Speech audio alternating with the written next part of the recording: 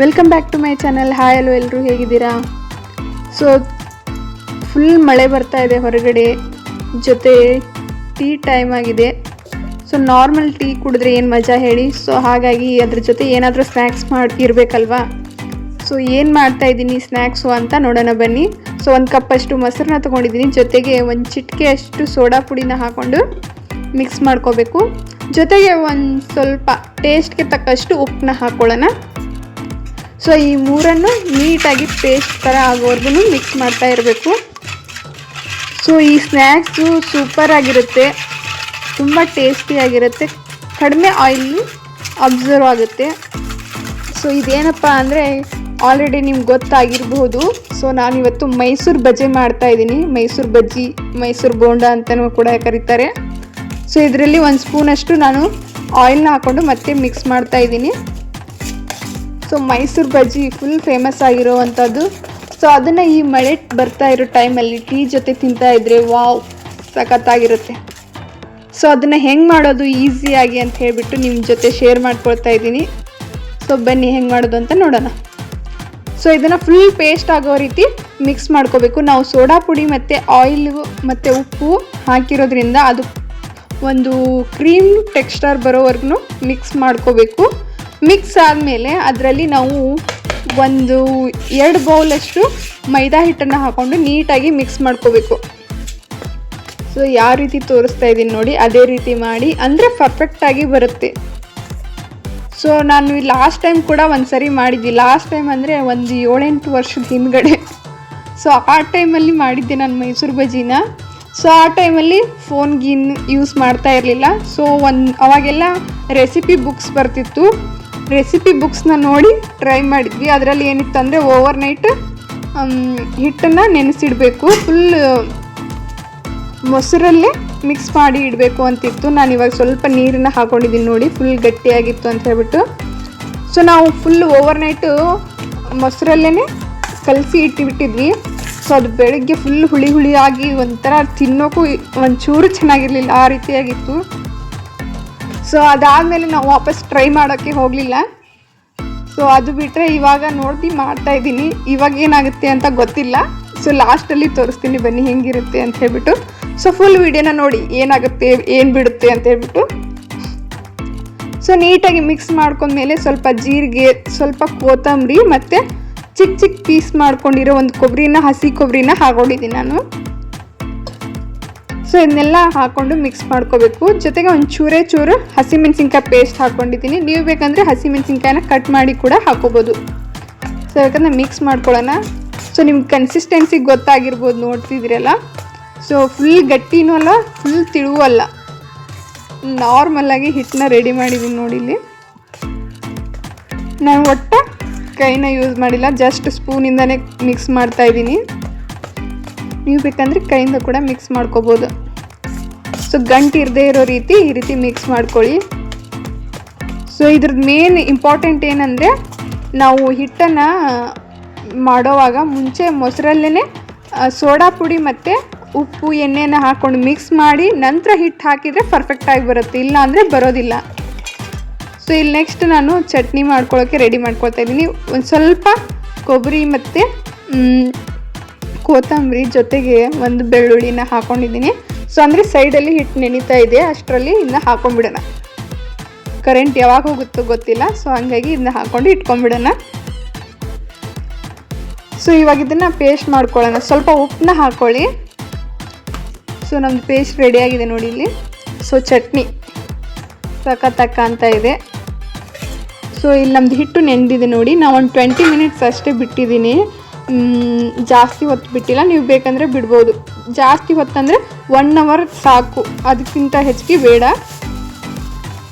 So ಇದು ಸಖತ್ತಾಗಿ ನೆಂದಿದೆ full ಹಿಟ್ಟೆಲ್ಲ. So ಇದಕ್ಕೆ ಸ್ವಲ್ಪ ಕರಿಬೇನ ಹಾಕೊಂಡ್ಬಿಡೋಣ ಕಟ್ ಮಾಡಿಕೊಂಡು.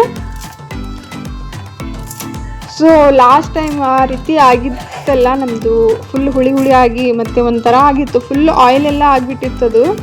ಸೊ ತಿನ್ನೋಕ್ಕಾಗಿರಲಿಲ್ಲ, ಸುಮ್ಮನೆ ಚೆಲ್ಲಿದ್ವಿ. ಅವತ್ತು ಎಷ್ಟೊಂದು ಹಿಟ್ಟು ಮಾಡಿದ್ವಿ, ನಾವು ಕಲಸಿಟ್ಟಿದ್ವಿ. ಸೊ ಅದೆಲ್ಲ ಹಾಳಾಗಿ ಎಲ್ಲ ಇದಾಗಿಬಿಟ್ಟು, ಹಾಗಾಗಿ ತಿಂದ ರೆಸಿಪಿ ಮಾಡೋಕ್ಕೆ ಹೋಗಿರಲಿಲ್ಲ.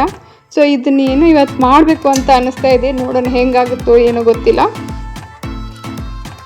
ಸೊ ಇದರಲ್ಲಿ ಸ್ವಲ್ಪ ಅಜ್ವೇನ ಕೂಡ ಹಾಕ್ಕೊಳ್ತಾ ಇದ್ದೀನಿ, ಟೇಸ್ಟ್ಗೆ ಮತ್ತು ಹೆಲ್ತ್ಗೆ ಒಳ್ಳೆಯದು ಅಂತ ಹೇಳಿಬಿಟ್ಟು. ಸೊ ಇವಾಗ ಇದನ್ನು ನೀಟಾಗಿ ಮಿಕ್ಸ್ ಮಾಡ್ಕೊಳ್ಳೋಣ. ಸೊ ಸ್ಪೂನಿಂದ ಈ ರೀತಿ ಮಿಕ್ಸ್ ಮಾಡ್ಕೊಂಬಿಡಿ. ನೋಡಿ ಈ ಒಂದು ಕನ್ಸಿಸ್ಟೆನ್ಸಿಗೆ ಬರಬೇಕು. ನೀವು ಸ್ಪೂನಿಂದ ಹಿಂಗೆ ಎತ್ತಿದ್ರೆ ಅದು ಒಂದು ಚೂರೇ ಇದು ಡ್ರಾಪ್ ಆಗೋ ರೀತಿ ಬರಬೇಕು. ಸೊ ಇಲ್ಲಿ ನಮ್ಮದು ಆಯಿಲ್ ಬಿಸಿಯಾಗಿದೆ ನೋಡಿ, ಇಲ್ಲಿ ಕೈಲಿ ಈ ರೀತಿ ಹಾಕ್ಕೊಂಡ್ರೆ ನೀಟಾಗಿ ರೌಂಡ್ ಶೇಪಲ್ಲಿ ಬರುತ್ತೆ. ಸೊ ಜಾಸ್ತಿ ಏನು ಟೈಮ್ ಬೇಕಾಗೋದಿಲ್ಲ, ಮತ್ತು ಏನಂದರೆ ಜಾಸ್ತಿ ಇಂಗ್ರೀಡಿಯೆಂಟ್ಸ್ ಏನಿಲ್ಲ, ಪಟಾಪಟ ಅಂತ ಮೊಸರಲ್ಲಿ ಹಿಟ್ಟನ್ನ ಹಾಕಿ ಕಲಿಸ್ಕೊಂಡ್ಬಿಟ್ರೆ ಮುಗೀತು. ಇವಾಗಂತೂ ನೋಡೋಕ್ಕೂ ಚೆನ್ನಾಗಿ ಕಾಣಿಸ್ತಾ ಇದೆ, ಸ್ಮೆಲ್ಲು ಸಖತ್ತಾಗಿ ಬರ್ತಾ ಇದೆ. ಟೇಸ್ಟ್ ಹೆಂಗಿದೆ ಅನ್ನೋ ಗೊತ್ತಿಲ್ಲ, ನೋಡೋಣ ಅದನ್ನು ಕೂಡ. ಸೊ ಲೋ ಫ್ಲೇಮ್ ಇಟ್ಕೊಂಡು ನಾನು ಫ್ರೈ ಮಾಡ್ಕೊಳ್ತಾ ಇದ್ದೀನಿ. ಸೊ ಚೆನ್ನಾಗಿ ಉಬ್ತಾ ಇದೆ ನೋಡಿ, ಅದು ಒಂದು ಒಳ್ಳೆಯದು. ಇವಾಗ ಐ ಥಿಂಕ್ ಸೋಡಾ ಪುಡಿ ಕಡಿಮೆ ಆಗಿರೋದ್ರಿಂದ ಜಾಸ್ತಿ ಆಯಿಲ್ ಹೀರ್ಕೊಳ್ಳೋದಿಲ್ಲ, ಅದು ಜಸ್ಟ್ ಫ್ಲಫಿನೆಸ್ ಬರುತ್ತೆ ಅನಿಸುತ್ತೆ. ನೋಡೋಣ ಇರಿ. ಸೊ ಇದು ನೀಟಾಗಿ ಫ್ರೈ ಆಗ್ತಾಯಿದೆ ಅಂದಾಗ ಈ ರೀತಿ ಕೈ ಸ್ಪೂನಿಂದ ಮಿಕ್ಸ್ ಮಾಡ್ಕೊಳ್ಳಿ, ಅಂದರೆ ಹೊಳ್ಸಾಕೊಂಬಿಡಿ ಅದನ್ನು. ಸೊ ನೀವು ಇದನ್ನು ಮಾರ್ನಿಂಗ್ ಬ್ರೇಕ್ಫಾಸ್ಟ್ಗೂ ಮಾಡ್ಕೋಬೋದು, ಅಥವಾ ಸಾಯಂಕಾಲ ಈವ್ನಿಂಗ್ ಸ್ನ್ಯಾಕ್ಸ್ಗೂ ಟ್ರೈ ಮಾಡ್ಬೋದು. ಸೊ ಸ್ನ್ಯಾಕ್ಸ್ಗೆ ಅಂದರೆ ಸಖತ್ತಾಗಿರುತ್ತೆ. ಇದ್ರ ಜೊತೆ ಒಂದು ಕಪ್ ಟೀ ಇದ್ಬಿಟ್ರೆ ಸಾಕು, ನೆಕ್ಸ್ಟ್ ಲೆವೆಲ್ ಇರುತ್ತೆ ನೋಡಿ. ಸೊ ಇದು ಗೋಲ್ಡನ್ ಕಲರ್ ಬಂದಿದೆ, ಸೊ ನೋಡ್ತಿರಲ್ಲ. ಸೊ ಇದನ್ನ ಇವಾಗ ತಕ್ಕೊಂಬಿಡೋಣ ಒಂದು ಪ್ಲೇಟ್ಗೆ.